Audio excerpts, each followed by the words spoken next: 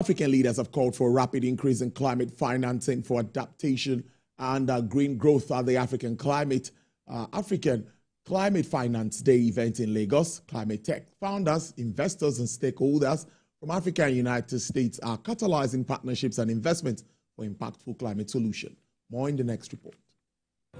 The Africa Climate Finance Day is a premier event focused on driving partnerships and investment into climate tech innovations across Africa. Formerly known as the Africa Climate Tech Pitch Day, this rebranded event is focused on bringing together visionary founders, forward-thinking investors, and key stakeholders from Africa and the United States. This year's event was put together by Impact Hub in Lagos. It was an opportunity to showcase pioneering startups addressing the continent's pressing environmental challenges. Capital is the combination of intellectual, social, and financial capital, right? So the purpose of this meeting today, some people have made new mentors today. That's intellectual capital. So that's even social capital as well. Some people have gotten interests to continue conversations for funding today. That's financial capital. Some people will meet their co-founders. That's intellectual capital, right? So that's our job.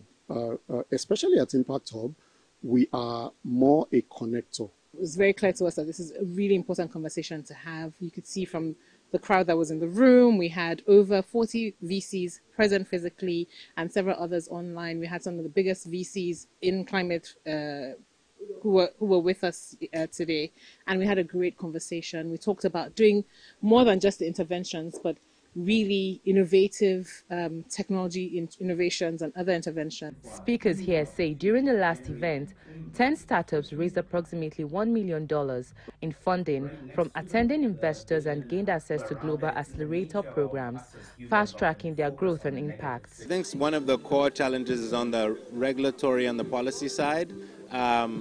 People don't know that, okay, if I go and remove this credit, what's the tax going to look like? Is the government going to support in subsidizing biochar-based fertilizer? Are they going to set up funding vehicles for direct air capture? So some of the regulatory frameworks, things we can do, because we can't just say, oh, government's not doing their part, is as operators, we can develop results and pilots and then say, hey, look, here's the data backing how we can create policy around this.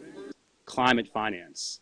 And so building hard technology, tough tech solutions it's capital intensive.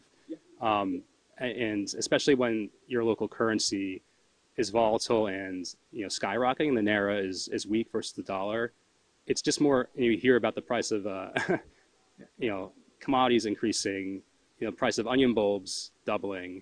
This event, in partnership with Jordan Forrester, had climate tech founders, investors, and stakeholders from Africa and the United States in attendance. They agreed that stakes are even higher as they seek to unlock new opportunity for Africa's climate resilience. Finally, in business news, ahead of the passage of the Nigerian Shipping and Port Economic Regulation